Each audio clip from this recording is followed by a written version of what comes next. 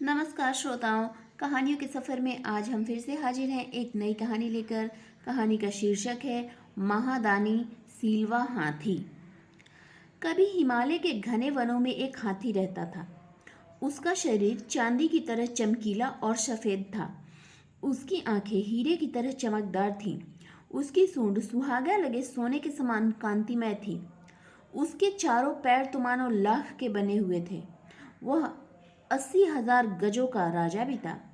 One में विचरण करते हुए एक दिन सीलवा ने एक व्यक्ति को विलाप करते हुए देखा। उसकी भंगिमाओं से यह स्पष्ट था कि उस निर्जन वन में अपना मार्ग भूल बैठा है। सीलवा को उस व्यक्ति पर दया आई। वह उसकी सहायता के लिए आगे बढ़ा।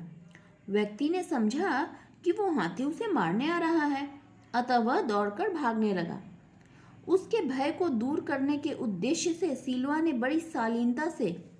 जो था वो बड़ी शालीनता से अपने स्थान पर खड़ा हो गया, जिससे भागता आदमी भी थम गया। शीलवा ने जो ही पैर आगे बढ़ाया वो आदमी फिर भाग खड़ा हुआ, और जैसे ही सीलवा ने अपने पैर रोके वो आदमी भी रुक गया। 3 बार जब सीलवा ने अपने उपक्रम को वैसे ही दोहराया तो भागते आदमी का भय भी भाग गया। वो समझ गया कि सीलवा कोई खतरनाक हाथी नहीं है। तब वह आदमी निर्भीक होकर अपने स्थान पर खड़ा रहा, स्थिर हो गया। सीलवा ने तब उसके पास पहुंचकर उसकी सहायता का प्रस्ताव रखा। आदमी ने तत्काल उसके प्रस्ताव को स्वीकार कर लिया। सीलवा ने तब अपने सूंड को उठाकर और उसे अपने पीठ पर बिठा लिया और अपने निवास स्थान पर ले गया, जहाँ नाना प्रकार के फलों से उसकी आवभगत की। नाना प्रकार का मतलब यहाँ पे है अनेक प्रकार के फलों से। ये मैंने इसलिए बताया कि बच्चों को ये सब पता नहीं होगा। चलिए आगे देखते हैं। अतः जब उस आदमी की भूख प्यास का निवारण हो गया तो सीलवा ने उसे पुनः अपनी पीठ पर बैठाकर उस निर्जन वन के बाहर उसकी बस्ती के करीब लाकर छोड़ दिया। वह आदमी लोभी और कृतघ्न था। तत्काल ही वह शहर के बाजार में एक बड़े व्यापारी से हाथी दांत का सौदा कर आया।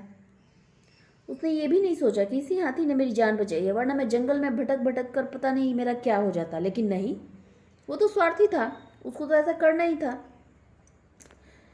कुछ ही दिनों में वह आरी आदि औजार और रास्ते के लिए समुचित भोजन का प्रबंध कर सीलवा के निवास स्थान को गया। जब वह व्यक्ति सीलवा के सामने पहुंचा तो सीलवा ने उससे उसके पुनरागमन का उद्देश्य पूछा। उस व्यक्ति ने तब अपनी निर्धनता दूर करने के लिए उसके दांतों की याचना की। उन दिनों सीलवा दान प्राणी होने की साधना कर रहा था, अतः उसने उस आदमी की याचना को सहर्ष स्वीकार कर लिया तथा उसकी सहायता के लिए घुटनों पर बैठ गया ताकि वह उसके दांत को काट सके।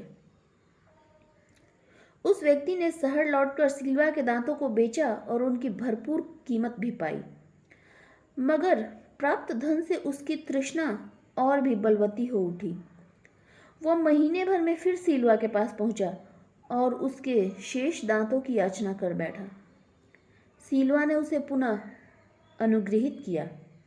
कुछ ही दिनों के बाद वह लोभी फिर से सीलवा के पास पहुंचा और उसके शेष दांतों को भी निकाल कर ले जाने की इच्छा जताई।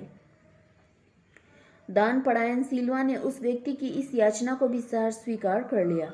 फिर क्या था, क्षण भर में वो आदमी सीलवा के मसूड़ों को काट छेद कर उसके सारे दांत समूल निकालकर अपने गंतव्य की ओर तत्काल प्रस्थान कर गया।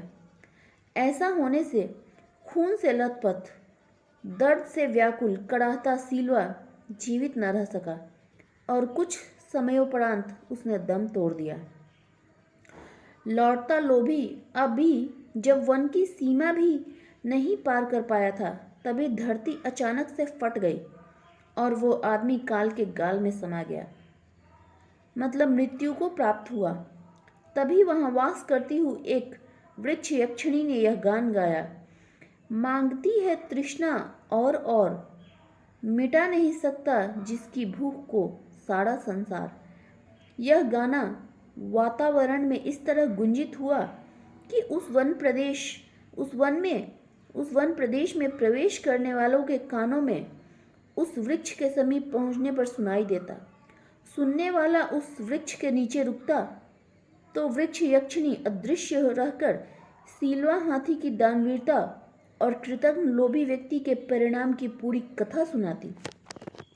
कहते हैं उस वन में आज भी उपरोक्त गान जब तब सुनाई दे देता है। इस कहानी से हमें ये शिक्षा मिलती है कि लोभी की निकटता मृत्यु को बुलावा देती है।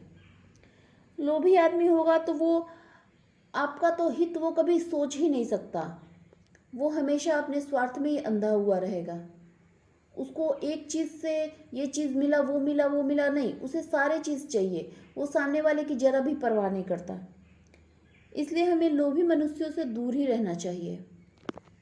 तो चलिए कहानी को हम यहीं पे ख़त्म करते हैं और हाजिर होंगे फिर एक नई कहानी को लेकर। तब तक के लिए